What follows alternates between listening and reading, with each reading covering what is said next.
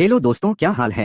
तारीख आज 2 जुलाई 2026, दिन गुरुवार, हिंदी तिथि द्वितीया। और आइए अब बात करते हैं आज के मुख्य समाचार में देश भर की तमाम बड़ी खबरों पर नजर डालते हैं। देखिए, सबसे पहले तो आज के कुछ बड़े इवेंट। बिहार पटना मेट्रो की पहली बार आज शहर में एंट्री होने जा रही है। 2 जुलाई से मलाही पकड़ी तक मेट्रो से सफर कर सकेंगे बिहार वासी। आज 2 जुलाई को बिहार की सम्राट चौधरी सरकार पटना मेट्रो को यह बड़ी सौगात देने जा रही है। मलाही पगड़ी विस्तार का लोकार्पण करेंगे मुख्यमंत्री। अब पटना मेट्रो में भूतनाथ समेत 5 नए स्टेशन भी होंगे और इस नए रूट पर चलेगी। वहीं एनसीआर वासियों को भी बड़ा झटका लगने वाला है। इन 4 टोल्स पर आज 2 जुलाई से नहीं मिलेगी राहत। फरीदाबाद, गुरुग्राम, सोहना समेत इन टोल पर आज 2 जुलाई की अंतिम तारीख तय की थी इन टोल को यहां से हटाने की, टोल वसूली रोकने की। लेकिन अभी फिलहाल सरकार ने इस प्रस्ताव को रद्द कर दिया। वहीं यूपी में किसान मजदूर संगठन 2 जुलाई को धरना प्रदर्शन देंगे। बागपत कलेक्ट्रेट पर किसानों और मजदूरों की मांगों को लेकर प्रदर्शन भी होगा और बिहार मुजफ्फरपुर को भी बड़ी सौगात मिलेगी। 2 जुलाई से शुरू होगा एयरपोर्ट का काम। उत्तर बिहार को मिलेगी नई उड़ान इस एयरपोर्ट से।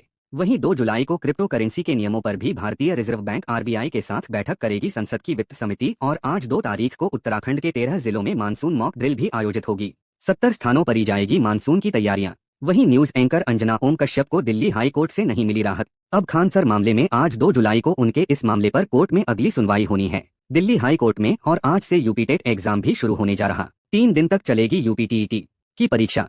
60 जिलों में 16 लाख अभ्यर्थी शामिल होंगे। टोटल 955 परीक्षा केंद्र बनाए गए हैं। 2, 3 और 4 जुलाई को यह उत्तर प्रदेश की शिक्षक पात्रता परीक्षा आयोजित होगी। हाल ही में इससे पहले महाराष्ट्र की टीईटी का एग्जाम पेपर लीक हो गया था, आपको पता होगा। तो इसके बाद अब यूपी में सुरक्षा व्यवस्थाएं और बढ़ा दी हैं। हमें उम्मीद है कि बिना पेपर लीक किए परीक्षा सही से आयोजित हो पाए। और इस बार यूपी टेट को लेकर एक बड़ा फैसला यह भी लिया गया, इन सर्विस शिक्षकों के लिए अलग आयोजित होगा यूपी टीईटी। सीएम योगी ने बड़ा आदेश दिया है। जो सर्विस शिक्षक हैं उनके लिए यह अभी टीईटी आयोजित नहीं होगी बल्कि अलग से टीईटी का एग्जाम आयोजित होगा। ऐसा और अगला अपडेट देखिए दोस्तों। जापान की पीएम ताकाइची भारत पहुंची। आज प्रधानमंत्री नरेंद्र मोदी के साथ बिजनेस फोरम में शामिल होंगी और इस फोरम में हमारे देश के 150 उद्योगपति भी हिस्सा लेंगे। जापान की पीएम ताकाइची 3 दिन के आधिकारिक दौरे पर यानी ऑफिशियल दौरे पर भारत पहुंची हैं। और मौसम विभाग की बड़ी चेतावनी। आज 2 जुलाई को अगले 13 घंटों के अंदर देश के 19 राज्यों में भारी बारिश, आंधी तूफान का अलर्ट रहेगा। 80 किलोमीटर प्रति घंटा की रफ्तार से हवाएं भी चलेगी। तो आगे मैं आपको बताऊंगा और भी अलग अलग राज्यों के मौसम अपडेट हैं। चलिए फिलहाल आगे बढ़ते हैं खबरों में। देखिए, केंद्र की नरेंद्र मोदी सरकार की कैबिनेट बैठक हुई जिसमें कुछ बड़े फैसले लिए गए। एक तो कैबिनेट ने दिल्ली और यूपी राज्यों को बड़ी सौगात दी है। यहाँ 14,115 करोड़ की सड़क परियोजनाओं को मंजूरी दे दी है। राजधानी दिल्ली को मिलेगी 6 लेन की नई टनल भी और यूपी में भी एक 4 लेन हाईवे बनाया जाएगा। इसके लिए यह बजट भी मंजूर कर दिया है केंद्र सरकार ने। तो कैबिनेट में एक तो दिल्ली बुंदेलखंड को यह बड़ी सौगात मिली है। इन परियोजनाओं से अर्थव्यवस्था और कनेक्टिविटी को और क्या क्या फायदे होंगे देख सकते हैं आप जानकारी। क्षेत्रीय विकास को बढ़ावा मिलेगा। और अगली बड़ी खबर देखिए, भारत पाकिस्तान दोनों देशों की 117 प्रमुख हस्तियों ने दोनों ही देशों के प्रधानमंत्रियों को पत्र लिखा। पीएम मोदी और पाकिस्तान के पीएम शाहबाज को। और इस पत्र में बड़ी बड़ी हस्तियों ने कहा कि दोनों देश दुश्मनी खत्म करें और भारत पाकिस्तान एक दूसरे के बीच बातचीत और रिश्तों को फिर से शुरू करें। यह देख सकते हैं पत्र की कॉपी भी। इस पत्र में मोदी शाह को लिखी चिट्ठी में टोटल 11 मांगे की गई है कि दोनों देशों के बीच संवाद दोबारा शुरू किया जाए। भारत पाकिस्तान दोनों देश मिलकर खत्म करें टेंशन, वापस एयर स्पेस भी खोलें। तो देखते हैं आखिर दोनों देश इस प्रस्ताव पर पत्र पर क्या विचार करते हैं। फिलहाल देखिए अगली खबर। यूपीआई ट्रांजैक्शन पर रिपोर्ट सामने आ रही है दोस्तों की बीते महीने जून में यूपीआई ने एक और बड़ी छलांग लगाई। 23% तक की बढ़ोतरी देखने को मिली डिजिटल पेमेंट्स के लेन देन में। टोटल ट्रांजैक्शन वैल्यू करीब 29 लाख रुपए करोड़ रही है। और वहीं बीते महीने जून में जीएसटी कलेक्शन भी काफी रहा। 94 लाख करोड़ का टोटल जीएसटी कलेक्शन हुआ, लगभग 2 लाख रुपए करोड़, जो कि पिछले साल से 14% ज्यादा रहा है। इससे पहले अप्रैल में रिकॉर्ड तो 2.5 लाख रुपए करोड़ के लगभग रहा था, लेकिन जून में थोड़ा कम हुआ है। चलिए अगली खबर देखिए। कमर्शियल एलपीजी गैस सिलेंडर 183 रुपए तक सस्ता हुआ। हालांकि घरों में खाना बनाने वाले घरेलू एलपीजी की कीमतों में कोई बदलाव नहीं किया गया है। जुलाई से ही यह कमर्शियल सिलेंडर की कीमतें 180 रुपए तक कम की है। इसके अलावा भी दोस्तों जुलाई में जैसे पासपोर्ट बनवाना महंगा हुआ, ट्रेन टिकट का जुर्माना बढ़ चुका है और भी गाड़ियां, कारों वगैरह की कीमतें भी बढ़ चुकी हैं। और नायरा कंपनी ने पेट्रोल डीजल के रेट भी घटाने का फैसला किया है। अब नायरा के पेट्रोल पंपों पर पेट्रोल 5 रुपए और डीजल 3 रुपए सस्ता मिलेगा। हालांकि जो सरकारी ऑयल कंपनियां हैं, इंडियन ऑयल, एचपी, बीपीसीएल वगैरह, इन्होंने कोई बदलाव नहीं किया कीमतों में। लेकिन जुलाई से नायरा के पेट्रोल पंपों पर यह 5 और 3 रुपए की कटौती की गई है। बाकी और भी इस महीने जुलाई से हमारे देश में क्या सस्ता क्या महंगा हुआ, इस बारे में अगर आप डिटेल जानकारी देखना चाहते हो तो कल दिन में मैंने आरके न्यूज चैनल पर इसको लेकर एक अलग से वीडियो डाला है, आप यह वीडियो देख लीजिएगा। जुलाई से क्या सस्ता क्या महंगा, 10 बड़े बदलाव नए नियम जो है जुलाई महीने से लागू हुए हैं, जिनका सीधा असर आपकी जेब पर पड़ेगा, आम आदमी की जिंदगी पर पड़ेगा। तो इन सभी नए नियमों के बारे में भी विस्तार से जानकारी मैंने आपको बताई है पहले भी, जिससे सरकार ने पेट्रोल पर 4 रुपए प्रति लीटर एक्सपोर्ट ड्यूटी भी बढ़ा दी है। हालांकि डीजल और एटीएफ पर राहत मिली है। इसके अलावा 40 तरह के पेट्रोल केमिकल प्रोडक्ट्स पर भी राहत दी है। 15 जुलाई तक इन पर कोई कस्टम ड्यूटी वगैरह नहीं लगेगी। चलिए अगली खबर देखिए। सुप्रीम कोर्ट में उठा 370 रुपए की बिरयानी वाला मुद्दा, स्टैंड अप पॉडकास्ट और सोशल मीडिया पर भी लगाम लगेगी। सुप्रीम कोर्ट में इस बारे में याचिका लगाई गई है, जो हाल ही में कुछ कॉमेडी शो में 370 रुपए के बिरयानी वाले जोक मारे गए, तो इसका मुद्दा अब सुप्रीम कोर्ट तक पहुंच चुका है। और गुजरात सरकार की एक अनोखी पहल देखिए दोस्तों, जन्म से लेकर 18 साल तक के बच्चों के लिए जारी होगा हेल्थ पासपोर्ट। गृह मंत्री अमित शाह की तरफ से गुजरात में यह नया अभियान लॉन्च किया गया है। गुजरात सरकार ने स्वस्थ बचपन के विजन को साकार करने के लिए 0 से 18 साल के बच्चों के लिए हेल्थ पासपोर्ट लॉन्च किया है। यह हेल्थ पासपोर्ट क्या होगा? यह एक तरह से डिजिटल रूप से एकीकृत पासपोर्ट होगा, जो बच्चों की जन्म से लेकर किशोरावस्था तक पूरी स्वास्थ्य यात्रा का रिकॉर्ड रखेगा। जैसे आप पासपोर्ट के जरिए अलग अलग जगहों की यात्राएं करते हैं, वैसे ही यह हेल्थ यात्रा होगी एक तरह से हेल्थ पासपोर्ट के जरिए, जिसमें अलग अलग उम्र में बच्चों का स्वास्थ्य कैसा रहा पूरी रिपोर्ट ट्रैक रहेगी इसमें। तो गुजरात में 18 साल के हर बच्चे का अब हेल्थ पासपोर्ट बनेगा। पूरा स्वास्थ्य रिकॉर्ड डिजिटली मेंटेन किया जाएगा ऐसा। चलिए अगली खबर देखिए। पेट्रोल में ई20 इथेनॉल पॉलिसी पर सुप्रीम कोर्ट ने एक बड़ा फैसला सुनाया। एक तो बीपीसीएल को राहत दी है और केंद्र सरकार समेत 24 पक्षों को इस बारे में नोटिस भी भेजा है। अच्छा, और ये 20 पेट्रोल मिक्सचर को लेकर अभी एक दिन से यह भी रिपोर्ट चल रही है कि सुप्रीम कोर्ट में सरकार ने कहा कि अभी इसकी टेस्टिंग चल रही है।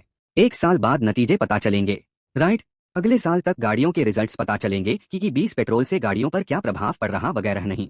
तो इन रिपोर्ट्स को भी सरकार ने अब एक बार फिर से सफाई देते हुए सोशल मीडिया पर किए जा रहे इन दावों को गलत बताया। और सरकार ने कहा कि सुप्रीम कोर्ट में हमने ई20 इथेनॉल वाले मिश्रित पेट्रोल को कोई प्रयोग नहीं बताया है। ऐसा अटॉर्नी जनरल की तरफ से इस मुद्दे पर अब यह सफाई दी गई है और क्लेरिफिकेशन भी दिया गया है। और टेक जगत से खबर आ रही है कि व्हाट्सएप जो नया यूजर आईडी फीचर लेकर आ रहा, वो फीचर भारत में वापस बंद हो सकता है, क्योंकि सरकार को डिजिटल फ्रॉड बढ़ने का शक है इससे। तो अब व्हाट्सएप के इस यूजरनेम फीचर की जांच करेगी सरकार, क्योंकि गवर्नमेंट ने अपनी सफाई में कहा कि फिर तो टेलीग्राम की तरह व्हाट्सएप का भी गलत इस्तेमाल होने की आशंका बढ़ जाएगी। क्योंकि व्हाट्सएप जो नया फीचर लेकर आ रहा हूं, उसमें मोबाइल नंबर की जरूरत नहीं पड़ेगी, व्हाट्सएप नंबर नहीं देने पड़ेंगे, बल्कि यूजरनेम से भी चैट हो जाएगी। तो इस फीचर को लेकर अब साइबर फ्रॉड, अपराध, धोखाधड़ी की घटनाएं बढ़ सकती हैं। इसलिए सरकार अब पहले इसकी जांच करेगी, उसके बाद इसको रोल आउट किया जाएगा भारत में ऐसा। चलिए अगली बड़ी खबर देखिए। दिल्ली में 50% work from home, parking fees दुगनी लगेगी, निर्माण कार्य बंद रहेंगे। दरअसल दिल्ली की रेखा गुप्ता सरकार ने प्रदूषण पर अभी से ही नया मास्टर प्लान जारी कर दिया है। यह मास्टर प्लान अब हर साल 1 नवंबर से लेकर 28 फरवरी तक स्थायी रूप से लागू रहेंगे। ऐसा यानी इस टाइम पीरियड के दौरान 50% वर्क फ्रॉम होम करना होगा। पार्किंग फीस दुगनी लगेगी ताकि लोग बाग निजी गाड़ियों का इस्तेमाल कम करें, पब्लिक ट्रांसपोर्ट ज्यादा यूज करें ऐसा, और बिना वैध पीयूसी के ईंधन भी नहीं दिया जाएगा। दिल्ली सरकार की तरफ से विंटर पोल्यूशन को लेकर ये मास्टर प्लान नोटिफाई किया, क्योंकि हर साल सर्दियों में जब प्रदूषण बढ़ जाता है राजधानी में, तो अब सर्दियों के सीजन में 1 नवंबर से यह स्थायी नियम लागू होंगे। और इसके तहत बिना पीयूसी सर्टिफिकेट यानी बिना प्रदूषण प्रमाण पत्र वाले वाहनों को पूरे साल नहीं मिलेगा पेट्रोल डीजल। यह भी इस नियम में सख्त प्रावधान रखा गया है। बाकी और भी यह कुछ की पॉइंट्स आप देख सकते हैं कि प्रदूषण नियंत्रण मास्टर प्लान में कई चीजों के लिए जुर्माना भी बढ़ा दिया दिल्ली सरकार ने, और यह नियम अब परमानेंट लागू रहेंगे हर साल 1 नवंबर से 28 फरवरी तक, है ना। वहीं दिल्ली में अभी हाल ही में जो रेखा गुप्ता सरकार ने नई ईवी पॉलिसी लॉन्च की है, तो उसके तहत अभी यह ऑफर भी निकाला है, पुरानी गाड़ी लाओ इनाम पाओ। दिल्ली की ईवी पॉलिसी में स्क्रैपिंग पर सरकार ने बड़ा फैसला लिया, 60 दिन में मिलेगी सब्सिडी भी। दिल्ली की रेखा सरकार ने इलेक्ट्रिक वाहन नीति 2026 का यह मसौदा भी जारी कर दिया है। तो अभी जुलाई महीने से यह नई ईवी पॉलिसी लागू हो चुकी है।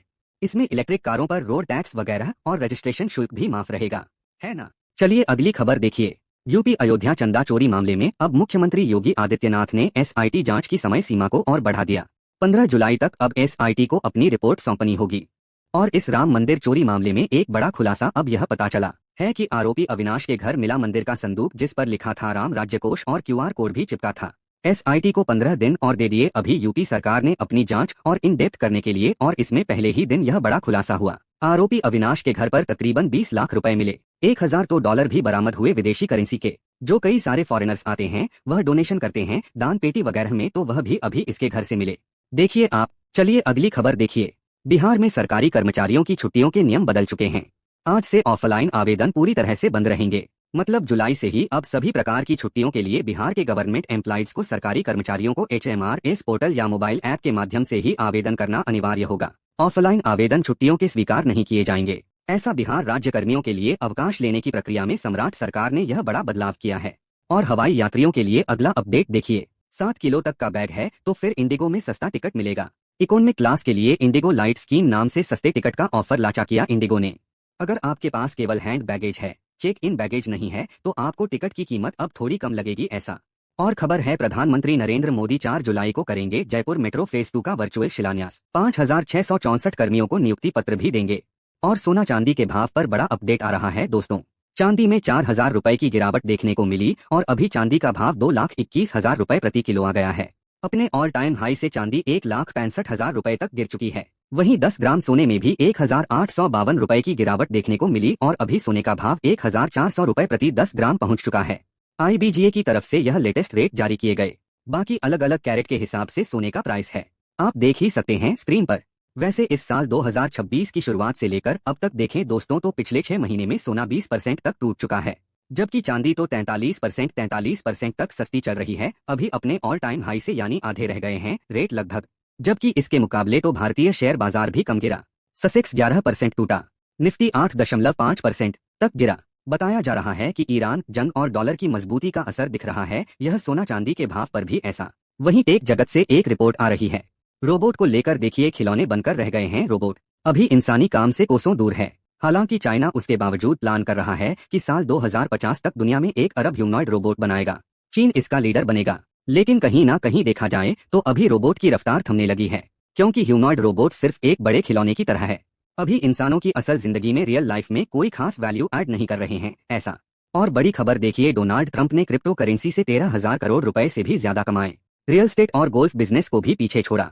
तो ट्रंप की हेराफेरी पर व्हाइट हाउस का कहना है कि उन्होंने नियमों का कोई उल्लंघन नहीं किया है ऐसा। और वही खबर है दोस्तों, भारतीय सेना के 31वें सेना प्रमुख के रूप में पदभार संभालने के बाद जनरल धीरज सेठ ने अपना पहला संबोधन दिया और इसमें उन्होंने बड़ी घोषणा की है कि विजय होगा नए सेना प्रमुख का मिशन काम उठेगा पाकिस्तान। जनरल धीरज सेठ ने इंडियन आर्मी का फ्यूचर प्लान बताया। उन्होंने बताया कि कैसी होगी भारत की भविष्य की सेना।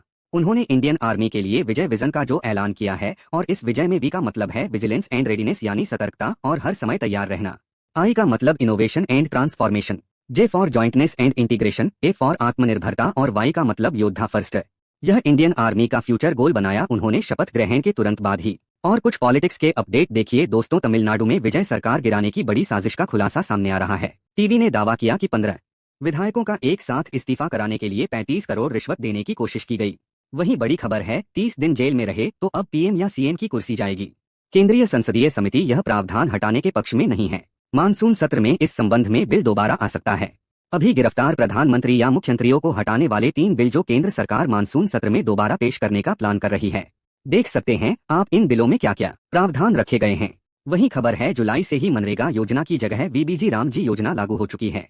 इसमें 100 की जगह 125 दिन रोजगार की गारंटी देगी सरकार। और इस योजना के बाद जो डेली की दिहाड़ी है 299 रुपए से बढ़कर 327 रुपए कर दी गई है। और जुलाई की पहली तारीख से ही अब देश भर में मनरेगा योजना बंद हो चुकी है, उसकी जगह यह योजना लागू हो चुकी है। और खबर है, प्रधानमंत्री नरेंद्र मोदी ने सचिवों के साथ उच्च स्तरीय बैठक की। इसमें पीएम बोले कि विभागीय दीवारें तोड़े योजनाओं का असर जमीन पर दिखना चाहिए। पीएम मोदी ने सेवा तीर्थ में भारत सरकार के विभिन्न मंत्रालयों और विभागों के सचिवों के साथ यह उच्च स्तरीय बैठक की और इसमें एक तो 2047 तक एक विकसित राष्ट्र बनाने का लक्ष्य निर्धारित किया है। और भी देश के विकास को लेकर पीएम ने कहा कि सरकारी योजनाओं का असर जमीनी स्तर पर दिखना चाहिए ऐसा। बहरहाल अभी तो अपन कुछ और महत्वपूर्ण और काम की खबरें देखेंगे दोस्तों, लेकिन फिलहाल वक्त हो चला है आज के ताजा मौसम समाचार जानने का। और हाँ, एक छोटी सी रिक्वेस्ट आपसे यह है, अगर आप आरके न्यूज चैनल से अभी तक भी जुड़े नहीं हो तो जुड़ जाइए, चैनल को सब्सक्राइब करके बेल आइकॉन जरूर दबा देना और इस वीडियो पर एक लाइक और शेयर भी कर देना, ताकि आपको रोजाना की ताजा खबरें, महत्वपूर्ण मुख्य समाचार, काम के न्यूज अपडेट सबसे पहले आपके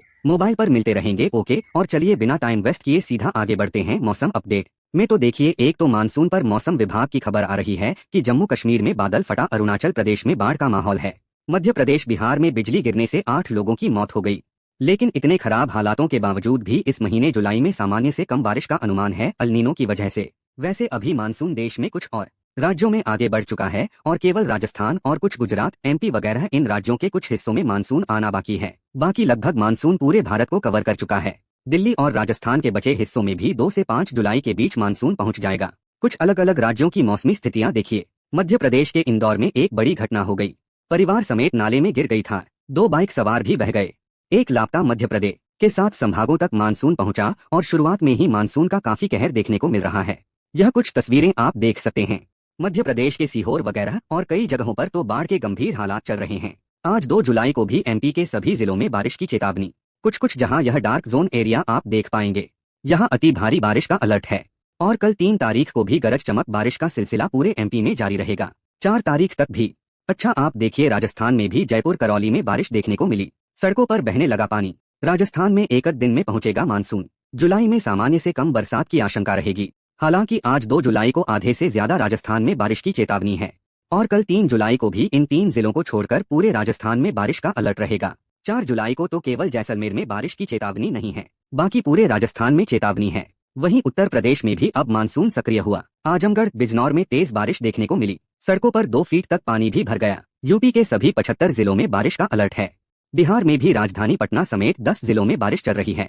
पूरे बिहार में अलर्ट है। 13 जिलों में हैवी रेन की भी संभावना है। बांका, बक्सर और औरंगाबाद में बिजली गिरने से 4 लोगों की मौत भी हो गई। पंजाब में भी देखिए चंडीगढ़ के रास्ते पंजाब में मानसून की एंट्री हुई। आज पूरे प्रदेश को कवर कर लेगा मानसून। 3 जिलों में तेज बारिश की चेतावनी। सड़कों पर 4 फीट तक पानी भी भर गया कई जगहों पर और छत्तीसगढ़ में भी अब मानसून सक्रिय हो चुका है। अगले 7 दिन झमाझम बारिश के आसार रहेंगे। सभी जिलों में गरज चमक के साथ बरसेगा पानी। जून में 65% तक कम बारिश हुई छत्तीसगढ़ में। राजस्थान में भी अगले 48 घंटों में बांसवाड़ा के रास्ते मानसून की एंट्री हो जाएगी, मौसम विभाग का यह कहना है। और पहाड़ी राज्यों की बात करें दोस्तों तो पिछले 24 घंटों में पूरे हिमाचल में पहुंच चुका है मानसून। कई जगहों पर स्कूलों में पानी घुसा, घरों में भी मलबा देखने को मिल रहा। आज, कल और परसों 3 दिन ऑरेंज अलर्ट है हिमाचल में और उत्तराखंड में अभी मानसून के 52 रास्ते बंद पड़े हैं। पित्तौरगढ़ और देहरादून में नदियां उफान पर चल रही हैं। हालांकि फिर भी प्री मानसून बारिश की वजह से सभी जिलों में बारिश का अलर्ट है। इस महीने जुलाई में सामान्य से कम बारिश होगी। तापमान बढ़ेगा।